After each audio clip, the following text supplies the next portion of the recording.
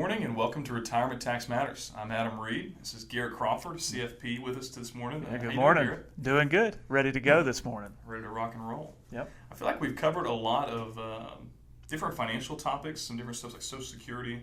I was just thinking, what if we tackled kind of a different topic this morning and looked at some Medicare? A big piece of the retirement puzzle, right? And I think one of the things, too, that stands out to me is that sometimes it's something that can prevent people from retiring, where Social Security, normally they can bridge the gap, especially a lot of our high net worth clients. But sometimes we had a client the other day that a certain drug that he has to take, the premium's like $10,000 a month. And so he's like, I'm working till 65, so I can't bridge the gap. And so really this can be a pretty significant piece in the puzzle for a lot of people kind of planning for retirement and thinking about retirement. Yeah, absolutely. And I want to start off by saying, I wish I could buy into Medicare. It's been in the news recently, but every year I just log into the healthcare.gov website to see how much health insurance costs. And the bronze plan I was looking at for me, and I actually don't, there's this whole shutdown that's happening right now. Everybody's probably aware of it, but I think they're talking about these healthcare.gov subsidies, and I don't know what the right answer is. And what I'm about to tell you, I'm not sure if the subsidies were like taken out or not, but I ran it just a couple test cases, and I came up with like $1,500 a month and a $21,000 deductible. Wow. And so health insurance, hospital costs, it really is kind of a luxury service in 2025. And I know Medicare is not cheap. I know you've paid into it your whole life, but I do think it'll probably be one of the best health coverages you ever have in your life. Mm-hmm. And I think it's a good system, and I think it's probably worth talking about today. Mm-hmm. Yeah, it's always funny too. Different industries have standardized things. Apparently, high deductible plan is not a standardized word, because I've had an employer insurance back in the day. It was really good insurance, and it was like a $3,000 high deductible plan. But when we were working in ministry, we had like a $25,000 high deductible plan. So that's an extremely high deductible plan. So the $3,000 high deductible felt like a very low deductible, but it's all relative to what you're used to. But so let's dive into it. So Medicare, I think maybe you all listening, Garrett, I think I've heard you say before that Medicare is kind of the alphabet soup. And so give me kind of a brief overview, starting with parts A and B. What I think sometimes those two get kind of lumped together. So give me what is part A, what is part B? With the caveat, I think maybe you'll touch on this, that we're not the experts here on this, but kind of giving a good 101 course level for kind of what Medicare is and how it plays a part in your financial plan into and through retirement. And it's funny, as soon as you say that, I was just thinking, we call it alphabet soup. I've actually never seen alphabet. I wonder if that was like a thing back in the day. You'll have to let us know. We had SpaghettiOs, right? Well, so I was thinking, I think we had like some cereal growing up as a kid that had all the different letters in there. It was like Cheerios, but it had letters. So maybe alphabet cereal, I don't know. But there are a lot of letters when it comes to Medicare. And I was thinking, as I was prepping for this, I think this conversation here is going to be a lot like the ones I'm sitting with clients, where people are getting ready to retire. They're thinking about Medicare costs. They're thinking about how much to set aside for medical expenses in retirement, which is actually a very good, also very hard question to try to extrapolate for 20 or 30 years. Mm-hmm. But we here at the office, we actually have a Medicare specialist right across the hall, and maybe one of these weeks we'll get him in here to actually answer some specific questions. If you need Medicare help, you need to find somebody that's as unbiased as possible and really knows their stuff, because that can be really helpful. And so they have to take things like AHIP training. I kind of hear enough in the office to know that it's actually pretty regulated. There is a lot of studying that has to happen, a lot of tests, a lot of things you can say, you can't say about Medicare. And anytime I'm talking about the subject, I'm very quick to refer to a AHIP certified Medicare specialist so they can answer. But I've been around the block a time or two, and I think what I want this to be is kind of like, if you're thinking about retirement, this is like an orientation, the big picture things from a financial planner that you need to be thinking about, and you probably have questions about. And we're going to try to tackle that today. So my disclosure at the front of this is that while I know a lot about Medicare, I don't take the annual AHIP training. I've never sold a Medicare policy. I don't go into the details of it every single year. We have a person in the office that does that. And so as I talk in general strategies, I think it'll be actually really helpful and valuable, but you're going to want to find somebody specific that knows the updates between 25 and 2026. And we'll do our best to kind of sort out this alphabet soup. So, Adam, if you're ready, I say we do it. And I've got my notes today so that we can do this the right way. So, from the outset, I'm thinking about, as I'm talking about this subject, the niche of this podcast, which is what we would call high net worth retirees, and that would be somebody that's probably in that net worth between like $2 million and $8 million in net worth. Doesn't actually mean your income is high or low, but I'm going to be generally thinking that somebody of that net worth actually has a pretty sizable income, and I'll get into an example. Maybe we'll use like $325,000 as an income. So I realize that's not everybody. We have people that are above that, below that, but that's what we're going to do today. So let's cover Medicare Parts A and B. So Part A, you've been paying into your entire life, and so just like that Social Security tax, it's like 6.2% that comes off your payroll. You also paid a 1.45% Medicare tax during your working career. And so some people might say Medicare Part A is free. You've actually been paying for it your entire life, and you've probably contributed a lot to it. So maybe another way to think about Medicare Part A is that there's no additional cost, no additional monthly premium that you have to pay once you hit retirement. No such thing as a free lunch. Yeah, absolutely not. So Medicare is cheap, but you put a lot of money into it. If you're married to somebody who did not work, did not pay Social Security tax, it's a little bit like Social Security in that your spouse, because they're married to you, can also qualify for Medicare Part A with no additional monthly expense. For people that aren't married, never contributed, Medicare Part A can actually be really expensive. I don't even remember what the number it is. Maybe it's $400, $500 a month, but Medicare Part A is important, and it covers hospital insurance. And so that would be like in your retirement, if you go, if you need to go to the hospital here in town, there's a Park West Hospital. If you needed to visit the hospital and you were receiving services and care inside the hospital, your Medicare Part A would kick in. And for a lot of people, not everybody, but for a lot of people that are retired at age 65, you're going to want to start thinking about filing for Medicare Part A. And even if you're still working, you may need to consider filing for Medicare Part A. And it'll just depend. Talk to your specialist. Maybe your employer coverage, if you're still working, will pick up first with Medicare being secondary, or maybe it's flip-flop, or maybe your employer will say you need to sign up for Medicare Part A and drop employer coverage. It's unique to everybody. So for most people watching, there's not going to be an additional cost for Medicare Part A, and that's a really good basic part of Medicare. I wish it covered everything, but unfortunately Medicare Part A has its limits. So we have more letters to discuss in our alphabet soup. Part B is the other big one that you've probably heard about. The Part B, the technical term would be it's medical insurance. It's going to cover a lot of doctor services, outpatient care, durable medical equipment. Those scooters, I think, that you roll around. They don't do crutches anymore, which I think is way better. There's a lot of durable medical equipment that you may need in retirement, and Medicare Part B will cover that. And if you go to your primary care doctor, things like that. Medicare Part A or Part B, you're going to have to pay an additional monthly premium for.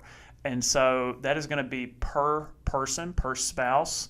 And Part B usually goes up every single year. And I think they just announced we eclipsed the $200 a month mark for Medicare Part B.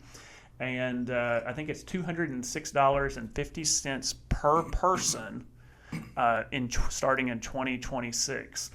And so Medicare Part A combined with Medicare Part B is pretty comprehensive, but there's a big gotcha with Part B, and that is that you can be on the hook for a 20% coinsurance amount. And so my latest inflation thing is I went to a fast food restaurant and I bought a chicken salad, and my chicken salad after tip, which is also one of these places I kind of walked up, ordered, and did myself. I think it was like $17 for a chicken salad. So things are getting more expensive. Medical care is a luxury good that you are buying and purchasing, and medical costs are skyrocketing at the moment. But to be on the hook for a 20% doctor service bill, that can actually be that's a good chunk of change. And a lot of people don't want to be on the hook for a percentage amount of a doctor bill going forward. So retirees are on a fixed income budget, and so what they've done is you really have two different options.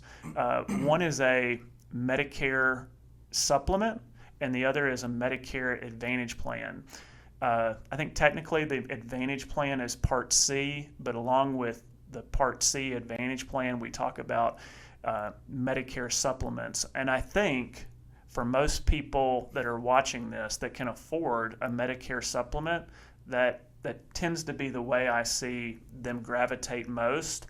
And a Medicare supplement, and we're going to get into cost, I think, a little bit later, but a Medicare supplement will be another monthly expense that you pay on top of Medicare Part B.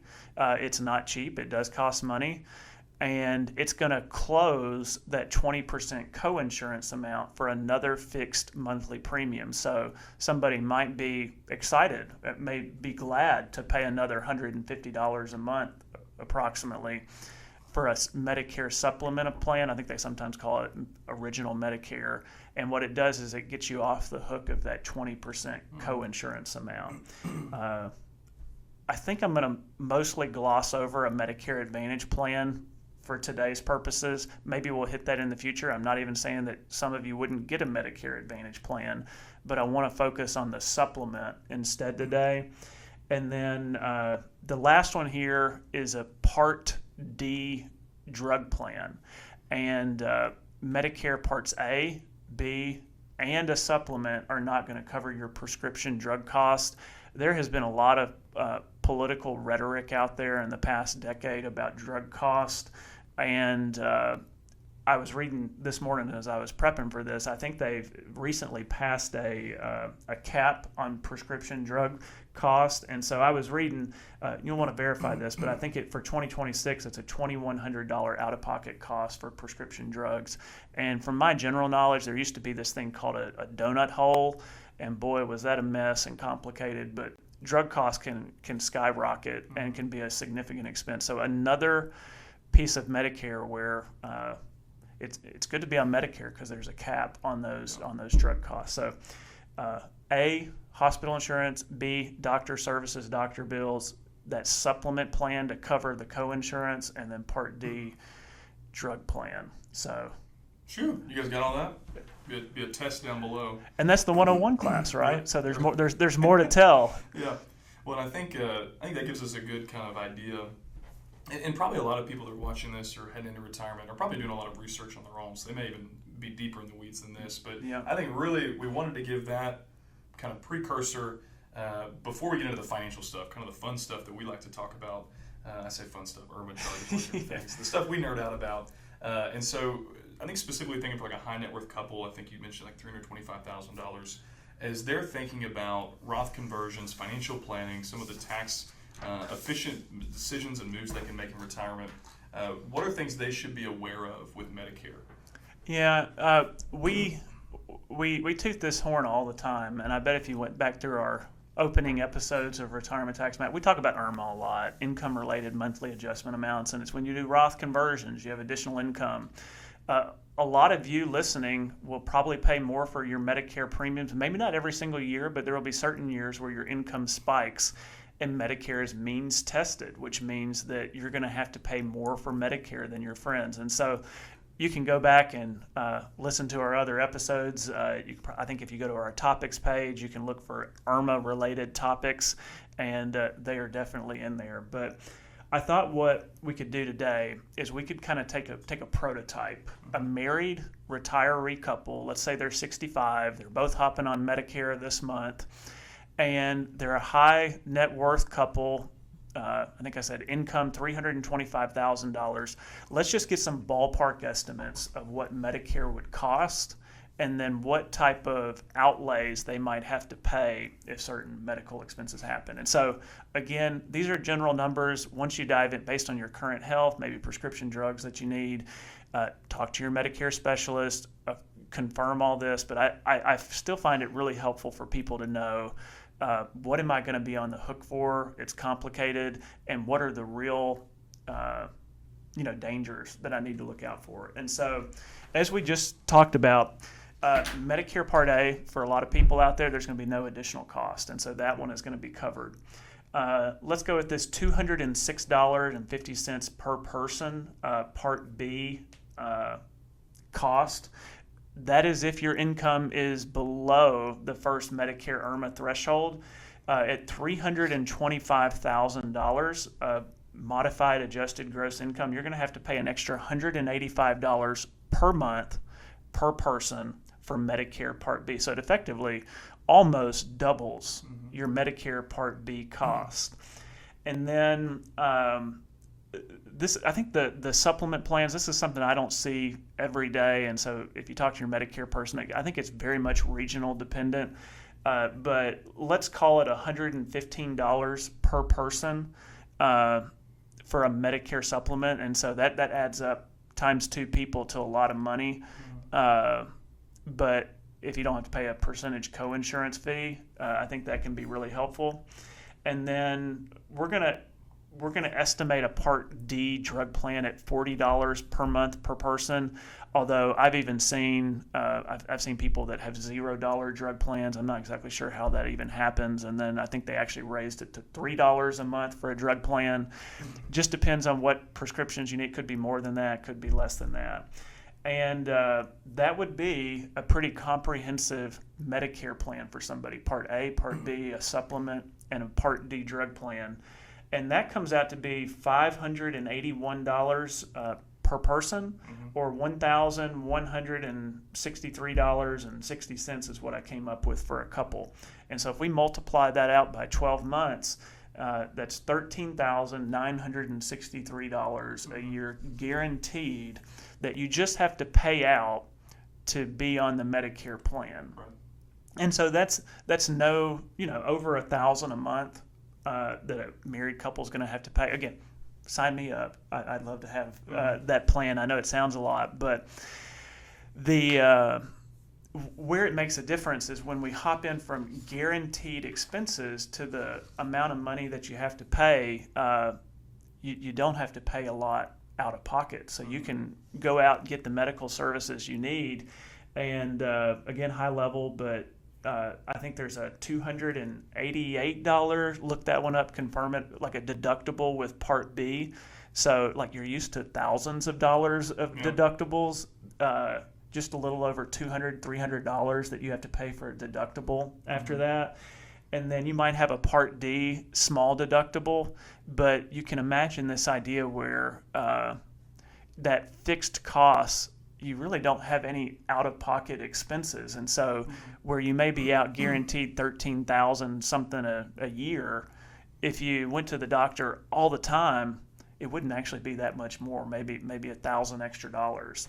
And so that's actually pretty cool that you can get the medical service that you need without having to like rack up a lot of I guess maybe losing peace of mind. Like, how much are they going to charge me for this X-ray? They're going to, they're taking 10 shots in my ankle. How much is that going to cost me? And I think it's just kind of an oasis of relief that you can get the medical care that you require, and it's not going to be a lot more. So the other thing that I've heard Ben, our Medicare specialist, say is that the Advantage plans that I didn't really hit on very much, but they have a like managed care network, so you might not be able to go to the doctor that you want to. Could be cheaper, but you're going to be restricted.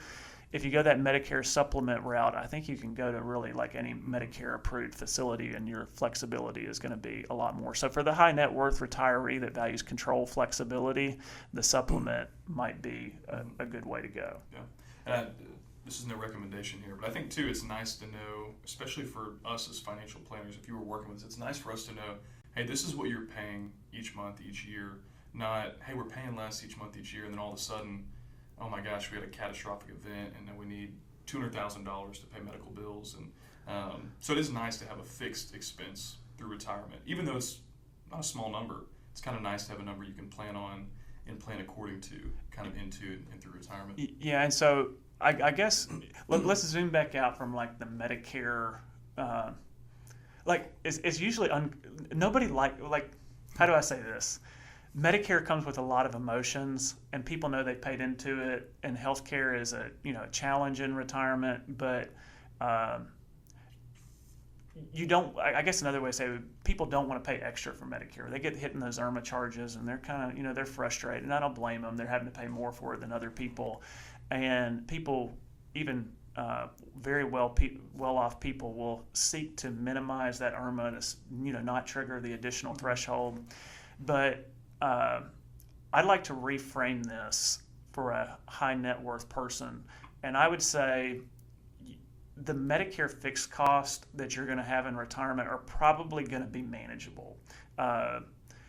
It's the unknown cost of what Medicare doesn't cover that I think is going to be the real issue. And so if I say $1,000 a month, somebody that is in the niche of this podcast, probably not comfortable, but they can do it. Anytime I'm talking about Medicare, I add in my own custom letter here, and maybe you see it in the title or the thumbnail in this video. But we know A, B, C, and D, but the true unknown cost of healthcare in retirement would be if you needed some type of extended care or long-term care help. And so that would be, if you required skilled nursing care for a long period of time, if you needed to be in an assisted living facility, if you needed to be in a nursing home, a lot of people can handle, the people listening to this can probably handle that for a significant duration of time. But where it gets scary would be if somebody had Alzheimer's, maybe a disabling event where they still had a kind of a normal life expectancy but required round-the-clock care.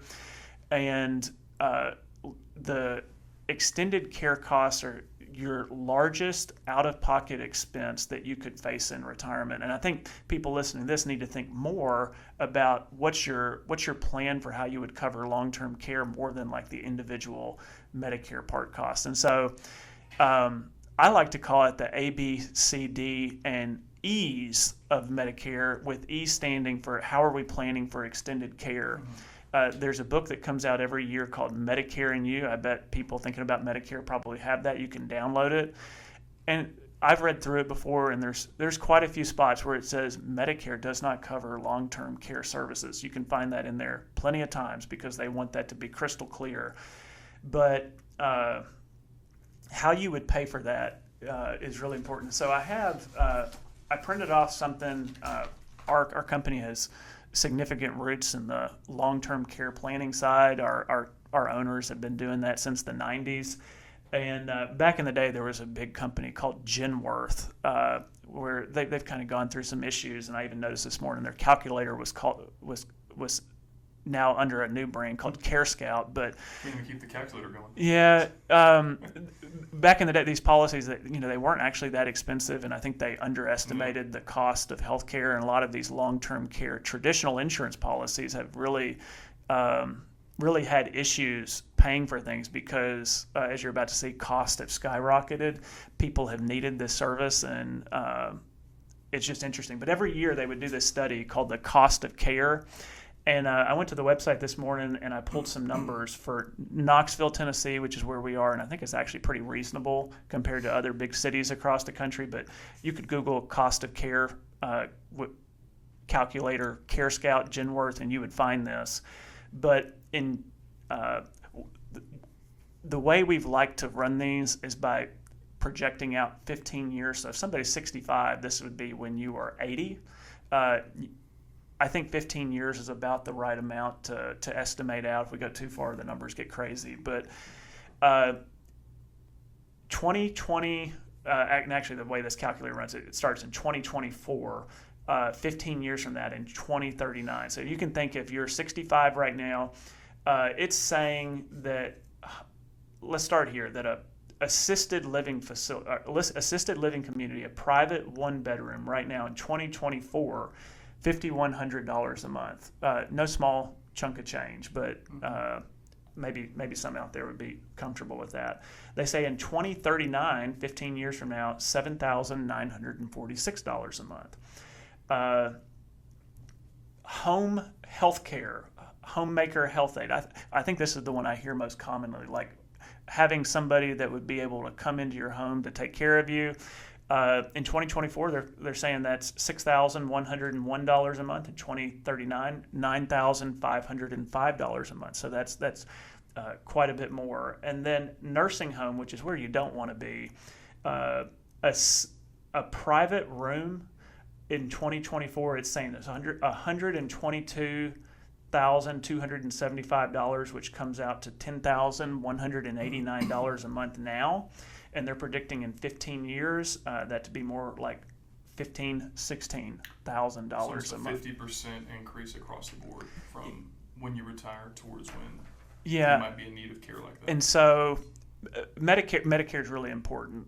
How you would pay for these costs, I would say, unlike Medicare, where it's kind of this fixed known cost that you're going to have to pay, how you would pay for that, how you would fund it. Sometimes it means long-term care insurance. Maybe you're so well off you feel like you could self-insure that.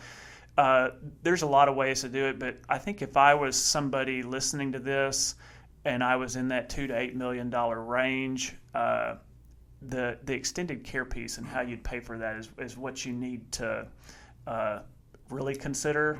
And get the Medicare pieces in place. Talk to your Medicare person, but the unknown cost of extended care can, as a financial planner, when I type that in a software, that can unfortunately wreck a plan. And I also think too that we've talked about non-financial benefits of like Roth conversions and stuff in the past. But I think another non-financial benefit, because a lot of people can, if you're closer to that $5, $6, $7, $8 million range, you can probably self-finance these things or self-insure. But I think one of the things that I've seen a lot in my years with long-term care insurance is there's a peace of mind of, hey, my kids aren't trying to get a DPOA on file and trying to sell out assets to get money for us to go. It's, hey, we file a claim and the check starts showing up to pay for that long-term care insurance and make sure that where we're at is paid for. And so I think that's another non-financial benefit, is just the ease of, okay, yep, elimination period's over, we filed a claim, money starts rolling in and it's taken care of, and we don't have to have somebody over here trying to juggle assets, trying to get money to us to then pay for things while we're going through a really hard season of life. So, Yeah, and I would say too, I don't lead with insurance unnecessarily. I've seen it in the past enough where when I first started working here, like these traditional long-term care insurance policies was mostly what people were buying, and there's been evolutions in that world where there's more options. They have things called hybrid policies, linked policies, and I understand somebody wants to go both ways. They you can't buy insurance for everything. I've got a lot of money, we have a house, we're okay spending down, we're even okay going into a Medicaid facility, things got that bad, and them thinking, well, it won't be that bad. I get all those arguments, but I also know where we've had clients that have purchased long-term care insurance, and did they have to? No, but they just didn't want to be on the hook for that type of risk. And I think for some people, insuring that risk actually allows you to spend more money more freely, especially earlier on in retirement. And so as a good financial, maybe where I leave this is it's good to be informed, and it's good to have lots of tools in your tool belt, and planning for healthcare cost in retirement, very important. But I think the big question mark for most high net worth retirees is the extended care part. and maybe not as much the Part A through D. Yeah, I think it's a good way to kind of put a bow on things. So, well, we appreciate you guys joining us today with Retirement Tax Matters. Check us out on our website, retirementtaxmatters.com. Got some free resources on there for you guys, and throw your email address in there, and we'll email it to you. And check us out on Spotify, Apple Podcasts, here on YouTube. I always say here on YouTube, like everybody's flocking in to watch us on YouTube, and they don't know about these other areas. But wherever you're checking us out at, check us out: Spotify, Apple Podcasts, YouTube. Like, subscribe, follow, all the different things. Share with a friend. Thanksgiving's coming up. Sit down at the table and say, guys, you all are all missing out on Retirement Tax Matters, and go tell the world. So we appreciate y'all listening. Hope y'all have a good rest of your day. Thanks. Thanks so much for listening to Retirement Tax Matters. As always, the ideas we share here are for educational purposes, and we do our best to get it right, but this isn't a substitute for specific tax or financial advice, because a truly effective strategy is always built around your personal situation. For more resources and to see our full disclosure, visit us at retirementtaxmatters.com.